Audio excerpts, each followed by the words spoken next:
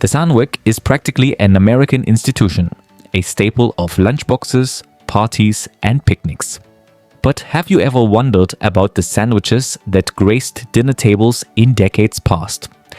Today, we're diving into some of the most popular forgotten sandwiches from history. Let's take a trip down memory lane. 1. Creamed corn sandwich. This lunchtime classic was incredibly easy to make. It primarily consisted of creamy, sweet corn kernels, often paired with cheese, vegetables, and herbs, spread on buttered bread. A quick press in a panini maker, and lunch was ready to go. This sandwich was a favorite for those with busy lifestyles, offering a quick and tasty meal. However, as tastes evolved, creamed corn sandwiches faded from popularity. While a rarity in restaurants today, it's still beloved by those who appreciate nostalgic flavors and vegetarian-friendly options. 2. Pimento cheese sandwich. A true American classic, the pimento cheese sandwich was once a household favorite. Originating in the North, it became a southern staple due to the abundance of pimento peppers in the region. The simple yet delicious recipe included mayonnaise, warm milk, shredded cheddar, and pimento peppers spread over fresh bread. While it has waned in popularity, pimento cheese still finds its way into modern kitchens as a sandwich spread, a side dish, or even a burger topping. 3. Anchovy paste sandwich. A major staple in the 1950s and 60s, this sandwich was even referenced in pop culture, including the 1981 James Bond film For Your Eyes Only. The recipe was simple yet flavorful. Crushed anchovies mixed with breadcrumbs, olive oil, milk, and pepper, spread on toast with cucumbers. While its strong flavor isn't for everyone, the anchovy paste sandwich remains a unique and versatile option for those who appreciate bold tastes. 4. Bacon and peanut butter sandwich. An unexpectedly delicious combination, the bacon and peanut butter sandwich was a sensation in the 1950s and 60s. Made with peanut butter, banana slices, and crispy bacon, this sandwich was a nutrient-dense powerhouse. While changing tastes have made it less common, many still swear by this savory sweet delight. If you're feeling adventurous, try adding ketchup or caramelized onions for an extra kick. 5. Mock ham salad sandwich. A Depression-era creation, this sandwich was a clever solution for when real ham was unavailable. It consisted of ground bologna, chopped hard-boiled eggs, onions, sweet pickle, and mayonnaise, creating a spread that mimicked ham salad. As meat became more accessible, the need for a mock version faded, but it still remains a popular choice for those seeking a budget-friendly alternative. 6. Bologna salad sandwich. Rumored to have originated during World War II, this sandwich was a convenient and cost-effective meal. The recipe included ground bologna, hard-boiled eggs, creamy salad dressing, and sweet pickle relish. Left to refrigerate before spreading on sandwich buns, it was an easy, long-lasting meal. As food options expanded, this once popular sandwich lost its prominence but still appears in some nostalgic kitchens. 7. Fried spam sandwich. Spam gained immense popularity during World War II when fresh meat was scarce. A fried spam sandwich made with grilled spam, cheese, mustard, or mayo on toast became a staple for many families. As fresh meat became readily available post-war, spam sandwiches declined in popularity. However, spam still enjoys a dedicated following worldwide, with variations of this classic still enjoyed today. 8. Egg and sardine sandwich. This protein-packed sandwich, popular from the 1920s through the 50s, was a product of necessity. Made from mashed hard-boiled eggs and sardines spread between bread slices, it was an affordable and nutritious meal. As more protein sources became widely available, The egg and sardine sandwich faded into obscurity, but it remains a fascinating relic of the past. 9. Mock chicken sandwich. Another Great Depression era invention, the mock chicken sandwich substituted real chicken with a mixture of finely chopped tomatoes, a beaten egg, grated cheese, onions, herbs, and butter. This mixture was cooked into a spread and served between sandwich buns. While it tasted remarkably good, it couldn't compete with real chicken when it became affordable again. 10. Peanut butter and mayonnaise sandwich. One of the most unusual yet beloved sandwiches of the 1920s, the peanut butter and mayonnaise sandwich rose to popularity during the Great Depression. The creamy tang of mayonnaise complemented the rich sweetness of peanut butter, creating a surprisingly delicious combination. While it has largely disappeared from modern menus, those who grew up with it still remember its unique taste fondly. 11. Chicken liver sandwich. A popular fixture in the 1950s, the chicken liver sandwich was a hearty meal, made by marinating and cooking chicken liver, then layering it with lettuce, tomatoes, and mayonnaise on toasted bread. It was a staple in many households. While not as widely consumed today, it still appears in select bars and diners for those with adventurous palates. Some sandwiches have stood the test of time, while others have faded into obscurity due to changing tastes and the demand for convenience. Let's take a look at some forgotten yet fascinating sandwiches that once graced dinner tables. 1. Chicken liver sandwich. This sandwich was a favorite for many, but it gradually lost popularity due to the time-consuming preparation and the shift towards simpler flavors. Despite this, the chicken liver sandwich still holds a special place in some households. 2. Banana and mayonnaise sandwich. At first glance, combining mayonnaise with bananas might seem odd, but this southern comfort food was once a beloved treat. The creamy tanginess of the mayo complemented the banana's sweetness, making for a surprisingly delicious bite. However, as people moved away from unconventional flavor combinations, this sandwich fell out of favor. 3. Potted meat sandwich. Potted meat, a soft, preserved meat paste, was a convenient way to enjoy a sandwich when refrigeration was limited. Simply spread butter and potted meat between slices of bread for a quick meal. As food preservation methods improved, the need for potted meat diminished, and this sandwich became a relic of the past. 4. Deviled ham sandwich. This spicy ham spread sandwich gained popularity in the late 19th century, with its flavorful mix of ground ham, mayonnaise, mustard, garlic, onions, paprika, and celery salt. However, the preparation time and the shift toward fast food made this once popular sandwich less common over time. 5. Cheese and Marmite sandwich. Marmite, a strong flavored yeast extract paired with cheese made for a bold sandwich choice. Its distinct savory and salty taste was either loved or loathed. As food options expanded, this once common sandwich lost its widespread appeal.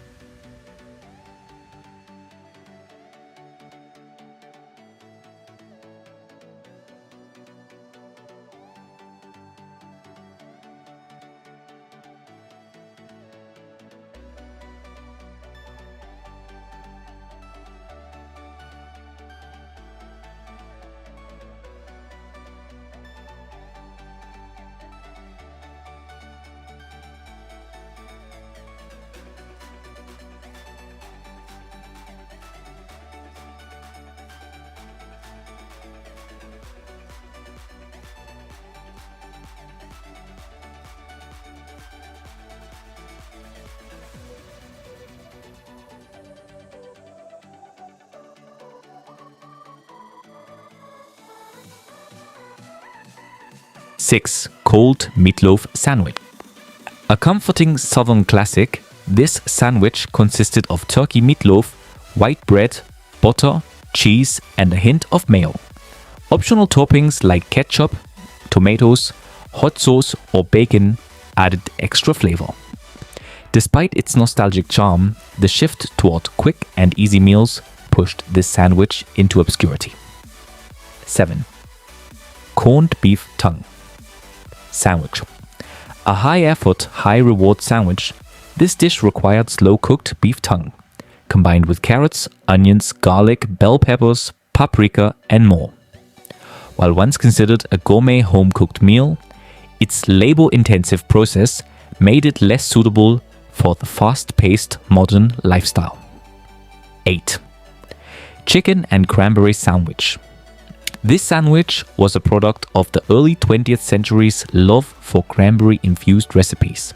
The combination of shredded chicken, mayo, green onions, dried cranberries, apples, pecans, lime juice, salt, and black pepper created a unique balance of sweet and savory. However, as simpler flavors became the norm, this sandwich faded from popularity. 9. Scrapple sandwich. Scrapple, a seasoned meatloaf made from pork scraps, was a staple in many American homes. Combined with eggs, cheese, and white bread, it provided a hearty breakfast option. Though still enjoyed in some regions, it became less common as people opted for faster morning meals. 10. Head cheese sandwich. Head cheese, a cold cut made from cooked and pressed pig parts, was once considered a gourmet ingredient. When paired with mayonnaise, mustard, and pickles, it made for a rich and flavorful sandwich. However, its unusual ingredients and intricate preparation process led to its decline in popularity. While these sandwiches may not be as popular today, they each have a unique place in culinary history. Have you ever tried any of these? Which one would you bring back?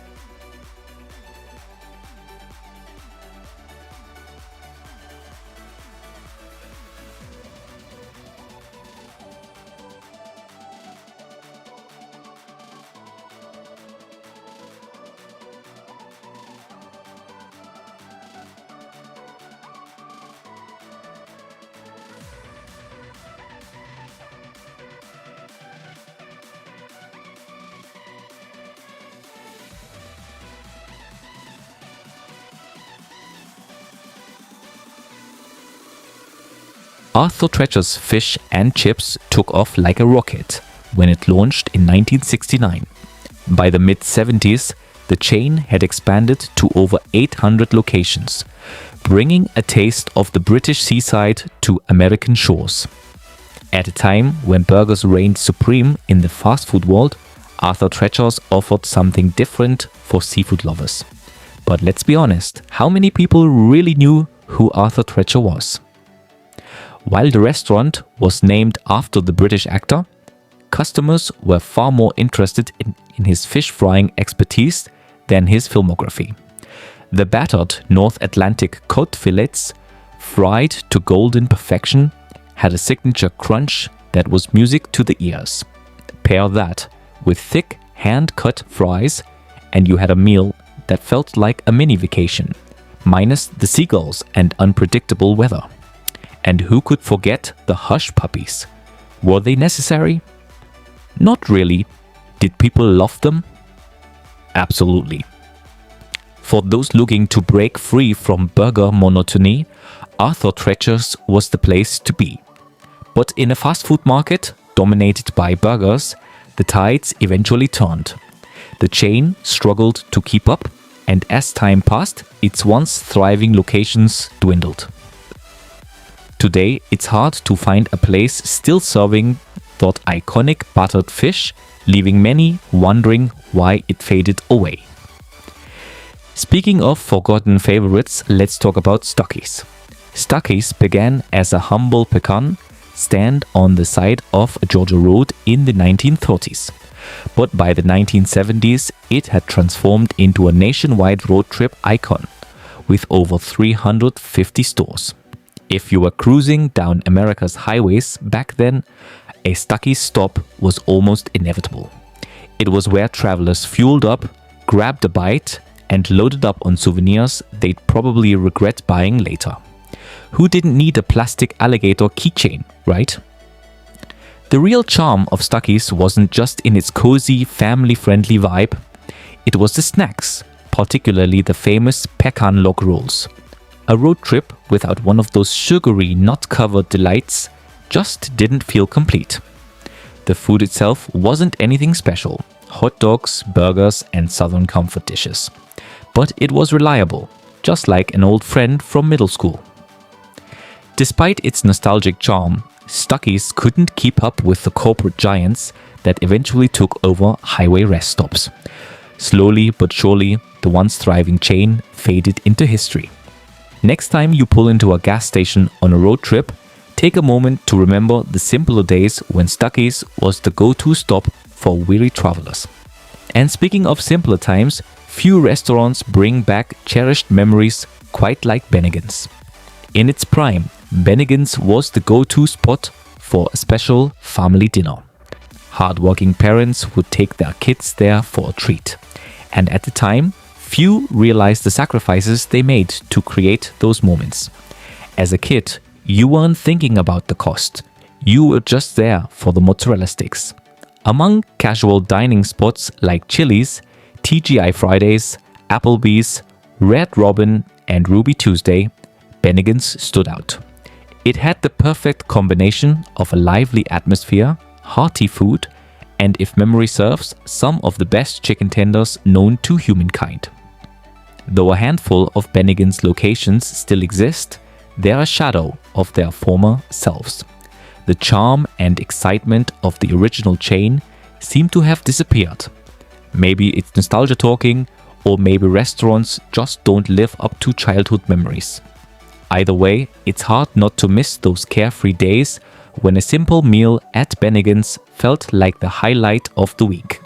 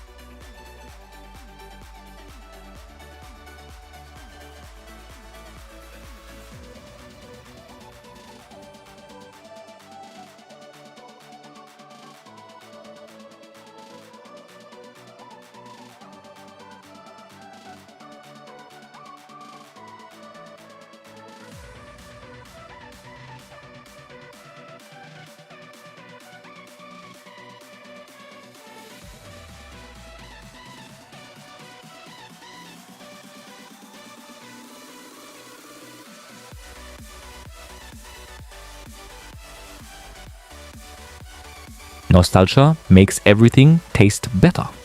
Either way, Bennigan's in the 70s and 80s was unbeatable. We're going back to back on a trip down memory lane, so let's take you back to a time when casual dining was more than just a microwaved burger. 11. Howard Johnson's was such a friendly place to have good food. Chi-Chi's created an experience that invited diners to immerse themselves in a lively atmosphere with a margarita in hand. It felt like a mini vacation, right? The restaurant was known for its generous portions and family-style dining, making it the perfect spot for gatherings. But did Chi-Chi's keep up? Some of you must have absolutely loved it. Maybe you always ordered their Monterey chicken enchiladas. But then, disaster struck. In one terrible year, a Chi-Chi's in Pittsburgh was hit with a hepatitis A outbreak, traced back to contaminated green onions from Mexico. After that, no one wanted to set foot in a Chi-Chi's again. Next up is a more wholesome story, but that doesn't mean anyone would want to touch this restaurant with a 10-foot pole right now. 14. Victoria Station. When we say Victoria Station was a cut above, we mean it. Like its famous prime rib, cooked and cut to perfection, all aboard the steakhouse train. Truth be told, Victoria Station's origin isn't exactly the stuff of legend, but the story behind its 3-generation legacy of grilling fine steaks is worth sinking your teeth into. Back in the day, when the British governed Malaya, they were too busy with croquet and afternoon tea to worry about cooking. Naturally, the task fell to the butler. But even the most dedicated butler needed help, so he hired kitchen staff. And these weren't just any cooks. They elevated steak grilling to an art form, creating steaks more flavorful, aromatic and appetizing than anything at the average British dinner table. No offense, Brits. The creator of Victoria Station happened to be one of those who mastered the perfect steak. One day, while on vacation in England, the family was riding a train when someone had a genius idea. What if there was a steakhouse inside a train? And just like that, history was made. Or was it? Who wouldn't want to enjoy a fine steak in a train-themed setting? But what caused this popular chain to derail? By the late 1980s, Victoria Station was struggling with financial troubles, unable to keep up with. If you're looking for a taste of the past, you can still visit Bob's Big Boy in Pasadena, California. But let's be honest, the meals just don't hit the same as they used to. 17. Steak and Ale, a taste of affordable luxury. Before steak and ale, the idea of enjoying a filet mignon or ribeye in a casual restaurant seemed out of reach for most families. But in 1966, Norman Brinker changed the game when he opened Steak and Ale in Dallas. This wasn't just another steakhouse, it was a revolution in casual dining. Brinker's genius lay in making quality steaks accessible to middle-class families, elevating the dining experience without the high-end price tag. But Steak and Ale didn't just stop at good steak, it also introduced the first ever salad bar. That's right, the buffet-style salad bars we take for granted today got their start here, or at least that's what most people say. What really made the restaurant stand out?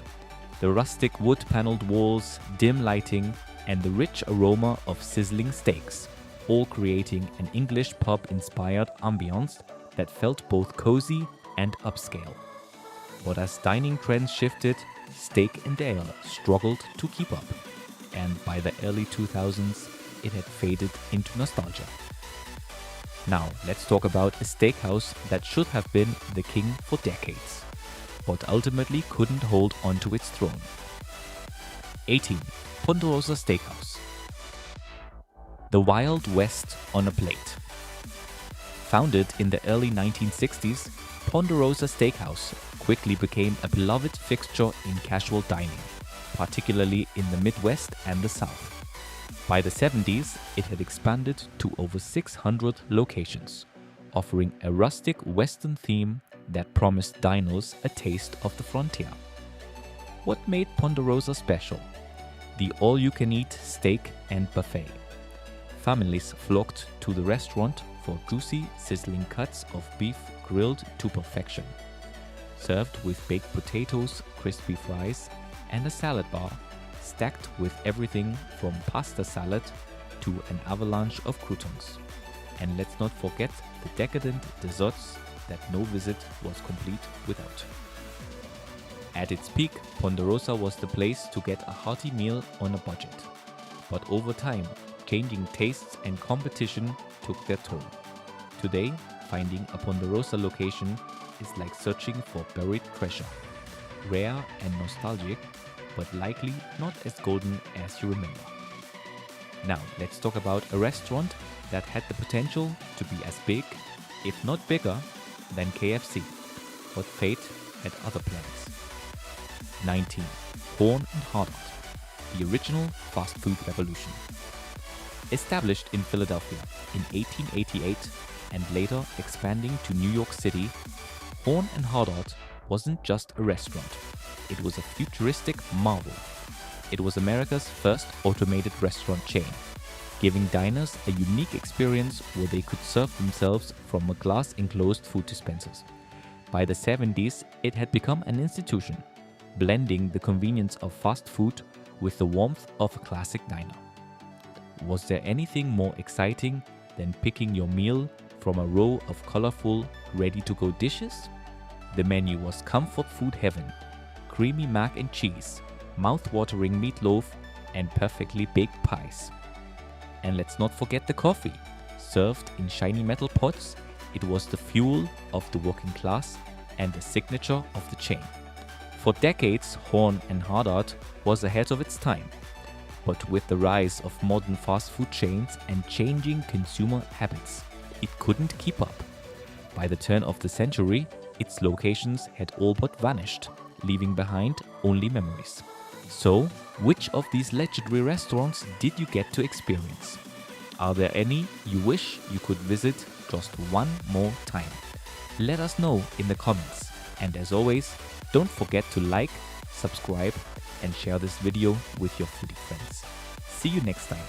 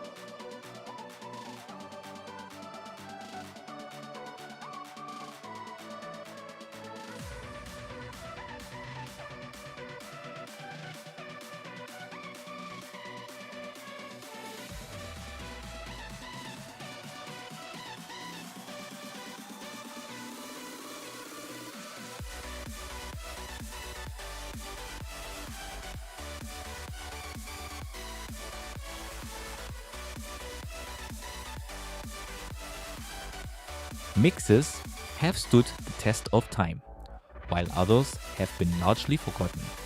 Who knows? Maybe it's time to bring a few of them back into our kitchens. Which one would you try? Let us know in the comments. And if you enjoyed this historical food journey, don't forget to like, subscribe, and hit that notification bell for more of fascinating content. See you next time.